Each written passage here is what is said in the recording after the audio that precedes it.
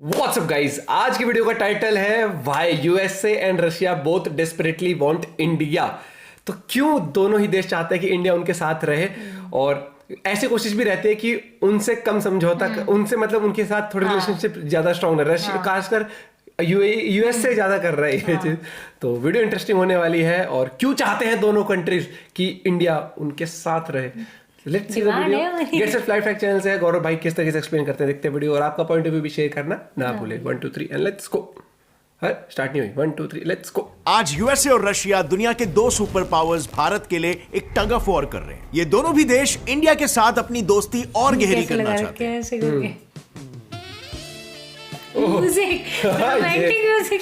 In fact India आज के तारीख में बाकी देशों का भी एक फेवरेट डिप्लोमेटिक डेजिग्नेशन बन चुका है। वेल, हेलो फ्रेंड्स, मेरा नाम है गौरव। और यूएस, जिसकी आइडियोलॉजी पहले काफी प्रो पाकिस्तान हुआ करती थी और एंटी इंडिया भी, आज वो सामने से इंडिया को फ्रेंडशिप प्रपोजल्स भेज रहे हैं। For multiple decades, Western countries did not supply weapons to India.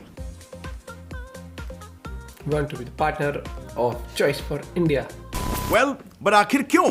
क्योंकि आज के तारीख में नए जियोपॉलिटिकल प्लेग्राउंड यानी इंडो पैसिफिक का सबसे बड़ा खिलाड़ी भारत है। India is an essential partner for us in realizing our shared vision of a free and open Indo-Pacific. अब दूसरी ओर रशिया और इंडिया के टाइज तो काफी अच्छे हैं, लेकिन आज की तारीख में रशिया की स्थिति ऐसी है कि दो ही लोग हैं जिससे रशिया कभी भी रूठना अफोर्ड नहीं कर सकता। एक है चाइना के शी जिनपिंग और दूसरे भारत के Narendra Modi. If there were two people on the planet that Vladimir Putin did not want to get the cold shoulder from, or doesn't want to in general, it's Xi Jinping and Narendra Modi. In fact Putin की और नरेंद्र मोदी की तो personally भी काफी गहरी दोस्ती है, और ये दोस्ती इसी क्लिप से झलकती है जहां पर 50 मिनट के डिनर को 3.25 घंटे तक खींच लिया।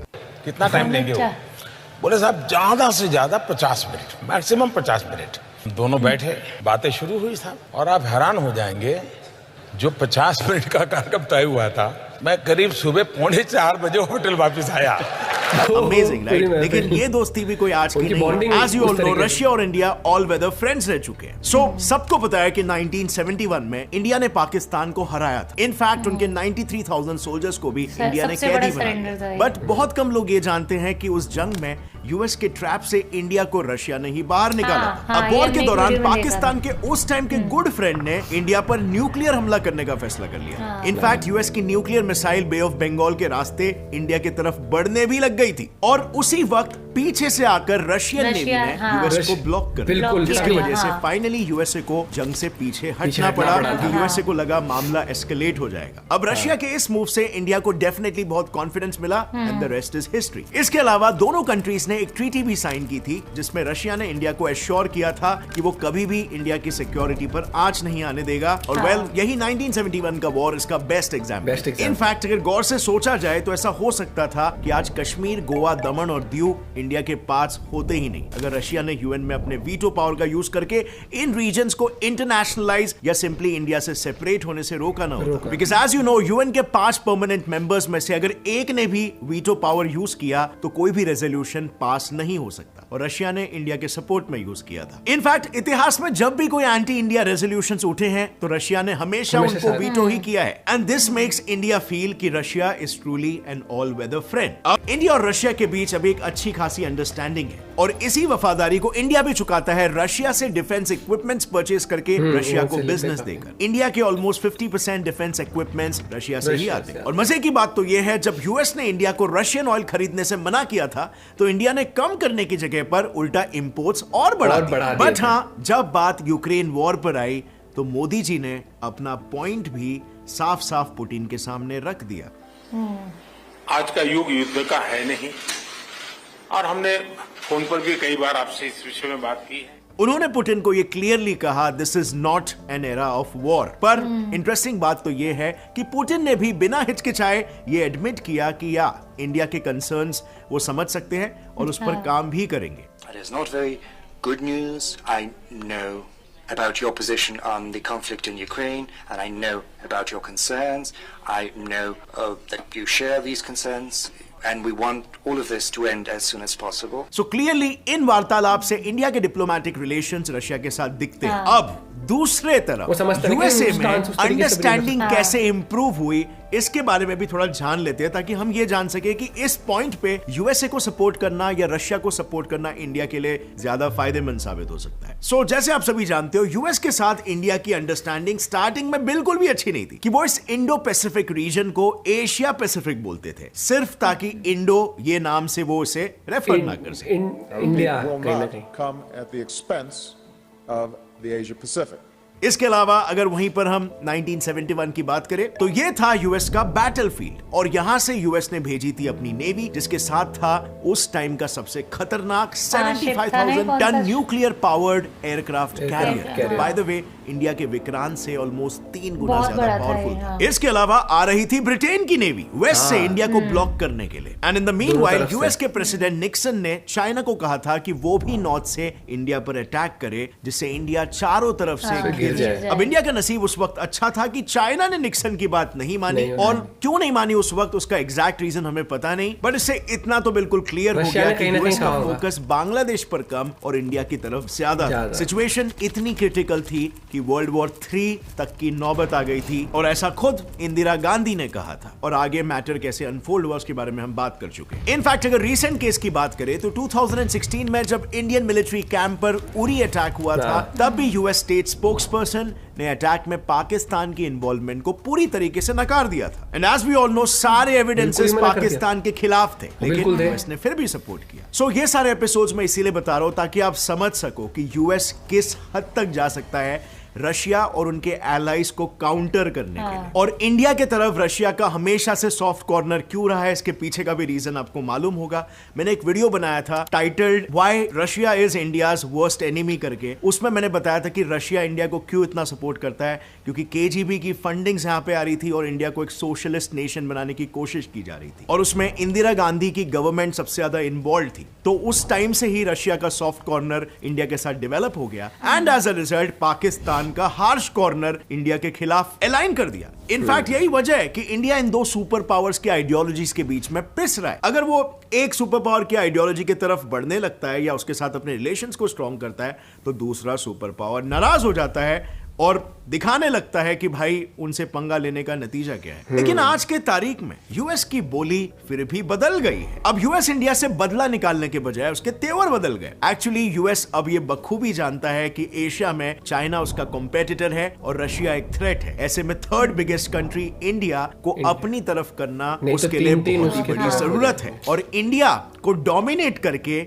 ये तो होने से well friends, you will be shocked to know पिछले 10 सालों में यूएस और इंडिया के बीच सिर्फ यही एक बड़ा डिफेंस प्रोजेक्ट साइन हुआ था, लेकिन अब सडनली यूएस का पूरा फोकस बस इंडिया के ही डिफेंस मार्केट पर आ गया है। सो आत्मनिर्भर भारत के तहत इंडिया ने ग्रेजुअली अपने डिफेंस इंपोर्ट्स को रिड्यूस और डाइवर्सिफाई करने का प्लान बनाया। इनफैक्ट अब तक 310 वेपन्स के इंपोर्ट्स को इंडिया ऑलरेडी बैन कर चुका है। अब इस मूव ने यूएसए के लिए 2 विंडोज खोल दिए, एक जिससे वो जॉइंट प्रोजेक्ट्स और टेक्नोलॉजी शेयरिंग के थ्रू इंडियन मार्केट में अपनी जगह और इंडिया के साथ दोस्ती दोनों पक्की कर सकता है, और दूसरी जिससे वो रशिया को ग्रेजुअली इंडियन मार्केट से बाहर कर सकता है, देयरबाय कटिंग इट्स कंपटीशन। इसके अलावा एक और ऐतिहासिक कदम है इंडिया का जियोस्पेशियल पैक्ट साइन करना। सो यूएसए के 4 सबसे सिग्निफिकेंट डिफेंस एग्रीमेंट्स होते हैं, जो माइंड यू यूएस सिर्फ उन स्पेशल कंट्रीज के साथ साइन करता है जिनके साथ वो अपनी मिलिट्री इंफॉर्मेशन, लॉजिस्टिक्स, सिक्योरिटी सब कुछ शेयर करना चाहता है। अब अगर इकोनॉमिकली देखें तो रिपोर्ट्स के हिसाब से यूएसए की 200 बिग मल्टीनेशनल कंपनीज चाइना से अपना मैन्युफैक्चरिंग बेस इंडिया में शिफ्ट करने का प्लान बना चुकी है, और तो और कोका कोला, जेपी मॉर्गन और डिस्कवरी जैसी इतनी सारी कंपनीज तो ऑलरेडी इंडिया में सेट भी हो चुकी है। अब रही बात जियोपॉलिटिक्स की, तो यूएस ने इंडिया को अपने ब्लू डॉट नेटवर्क को ज्वाइन करने के लिए इनविटेशन भी भेज दिया है। अब ये नेटवर्क एक इंफ्रास्ट्रक्चर प्रोजेक्ट है जो एक्सक्लूसिवली अफ्रीका से साउथ ईस्ट एशिया यानी इंडो पैसिफिक रीजन में ऑपरेट करता है, मेनली चाइना के बीआरआई को टक्कर देने के लिए। सो यूएस ने ऐसा क्यों किया? क्योंकि यही इंडो पैसिफिक आज वर्ल्ड पॉलिटिक्स का नया प्लेग्राउंड बन गया है, जिसके बीचों बीच एकदम वॉर्टेक्स में आता है हमारा भारत। अब गाइस सवाल ये है कि आखिर ऐसा क्या चल रहा है कि इंडो पैसिफिक में सारी ग्लोबल पावर्स का ध्यान यहां पर अटक गया है? वेल, ये वेब देख रहे हो, ये चाइना का बीआरआई प्रोजेक्ट है जिसने पूरे रीजन को बहुत स्ट्रेटेजिकली एक मुट्ठी में जकड़ लिया है। अब देखो चाइना के ईस्ट की तरफ, इस हाइपोथेटिकल लाइन का नाम है 9 डैश लाइन, जिसके अंदर आने वाले सारे आइलैंड्स को चाइना अपना क्लेम करता है under its aggressive expansion strategy, और इस वजह से यूएसए इज वेरी कंसर्न्ड। और यही रीजन भी है कि आज के तारीख में यूएस की 60% नेवी इंडो पैसिफिक में तैनात है, और क्वाड, ऑकूस जैसे ग्रुप्स भी स्पेसिफिकली चाइना को काउंटर करने के लिए ही बनाए जा रहे हैं। अगेन आई रिपीट, सबकी नजर इंडो पैसिफिक में ही है ऑन अ ग्लोबल लेवल। इसके पीछे एक और एक रीजन भी है। वर्ल्ड का 80% ट्रेड मैरीटाइम यानी पानी के रास्ते से ही होता है, और हर 5 में से 3 शिप्स नेसेसरीली इंडो पैसिफिक से होते हुए ही जाते हैं। सो अब आपको क्लियरली समझ में आ रहा है कि एरिया कितना स्ट्रेटेजिक इंपॉर्टेंस का है। अब इस सब के बीच में इंडिया कहां पर स्टैंड करता है? वेल, क्या आपको पता है इस एरिया में इंडिया की सेंट्रल लोकेशन को देखते हुए जापान के एक्स प्रधानमंत्री शिंजो एबे ने इसका नाम इंडो पैसिफिक रख दिया था। और इंटरेस्टिंगली आज अगर आप उन्हीं यूएस ऑफिशियल्स के इंटरव्यूज देखोगे तो वो भी इंडिया के गुड बुक्स में आने के लिए इंडो पैसिफिक टर्म को ही यूज करते हैं। Now going back to India, एक पेनिनसुलर कंट्री होने के कारण हमारी काफी लॉन्ग कोस्टलाइन है, व्हिच इज अ ब्लेसिंग, क्योंकि इस कोस्टलाइन की वजह से आज इंडिया इतने सारे पोर्ट्स का घर बन गया है जो नेचुरली इंडिया को यूरोप, मिडिल ईस्ट और पैसिफिक के बीच का बेस्ट मिडिल स्पॉट बनाता है। इसके अलावा आईएचएस की रिपोर्ट तो ये तक कह रही है कि इंडिया अगले 8 सालों के अंदर जापान को इकोनॉमिकली पीछे छोड़ने वाला है। एंड ऑनेस्टली जिस स्पीड से इंडिया में कंपनी सेटअप हो रही है, ऐसा होना कोई बड़ी बात नहीं है। और इसीलिए इन्हीं सब रीजंस की वजह से इंडिया का इन्फ्लुएंस इस रीजन में इतना स्ट्रांग होते जा रहा है कि खुद ऑस्ट्रेलियन हाई कमिश्नर ने इंडिया को इंडो पैसिफिक का नेचुरल लीडर ठहरा दिया है। इनफैक्ट कार्नेगी रिपोर्ट का भी यही कहना है, इंडो पैसिफिक के आइलैंड नेशंस भी इंडिया को ही एक पोटेंशियल लीडर के तौर पर रिकॉग्नाइज करने लगे हैं। अब फ्रेंड्स, अगर ऑनेस्टली देखा जाए तो एशिया के 3 मेन पावर्स है, चाइना, जापान और इंडिया। और हम सभी जानते हैं कि चाइना एक डेमोक्रेसी नहीं है जो उसे ऑटोमेटिकली एक कम रिलायबल पार्टनर बना लेता है। अब बचा जापान, जहां के लोगों की एवरेज एज ही 50 इयर्स है, प्लस पॉपुलेशन इंडिया के सामने काफी कम है। हेंस इकोनॉमिकली देखें तो जापान एक बड़ा मार्केट नहीं है। और इसीलिए यही 2 डीज, डेमोक्रेसी और डेमोग्राफी, इंडिया को इस रीजन का एक नेचुरल प्रेफर्ड चॉइस बनाते हैं। और इसीलिए अगर आप देखोगे तो आज इंडिया के साथ सिर्फ इंडो पैसिफिक ही नहीं बल्कि दुनिया के हर देश अच्छे रिलेशंस बना रहे हैं। सीधी सी बात है, जियोपॉलिटिक्स में चढ़ते सूरज को हर कोई सलाम करता है, और इसमें हमने ऑलरेडी एक वीडियो भी बनाया। अगर आपको देखना है तो आप ऊपर आई बटन पर क्लिक कर सकते हो, या फिर YouTube पे सिर्फ टाइप कर सकते हो, why every country wants to be a friend of India. So yeah friends, just to conclude, India foreign relations में जियोपॉलिटिकली एक बहुत ही अच्छे पोजीशन पर आ रहा है, and it is very exciting to see India के लिए आगे आगे और क्या क्या अपॉर्चुनिटीज अनफोल्ड होने वाली। सो अगर आपको इस वीडियो से कुछ भी नया सीखने मिला, एक लाइक जरूर ठोकना। Get set fly fact channel को भी सब्सक्राइब करके बेल नोटिफिकेशन दबाओ ताकि आगे अमेजिंगली कवर्ड टॉपिक, मतलब पूरे टॉपिक को किस डिटेल के साथ और पूरे डेप्थ के साथ समझाया, पूरा मैप को जिस तरीके से, पूरी वीडियो जिस तरीके से एडिट हुई है, hats off to the team of get set fly fact. और जो एक चीज है कि क्या होता है, कोई भी टॉपिक को आप बहुत ही स्मूथली और इजीली कैसे समझा सकते हो, वो चीज आप सीख सकते हो, देख सकते हो। गौरव भाई ने किस तरीके से लुक्स में कितना चेंज है ना, नहीं कि किसी वीडियो को पुराना वो दिखाया है हमने, है ना, एकदम पर्सनालिटी वाइज भी बहुत चेंज है। इनकी जो स्किल्स है, कम्युनिकेशन स्किल्स हो गई, जो टॉपिक रिलेटेड बातें और जो पूरे रिसर्च के साथ हर एक चीज।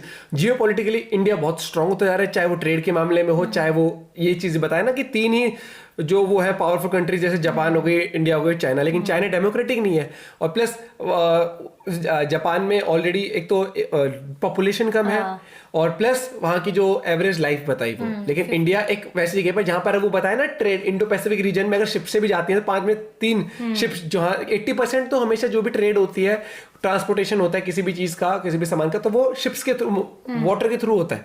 तो इंडिया सेंटर आ रहा है उसमें, तो वो चीज हो गई।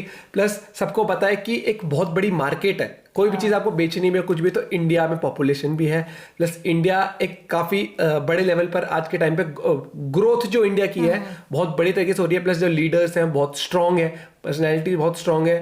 तो ये चीज इसलिए कहते हैं देश का लीडर हो ऐसा हो जिसको देख के भी लोगों में इज्जत बढ़े। स्ट्रांग पर्सनैलिटी होनी चाहिए हमेशा।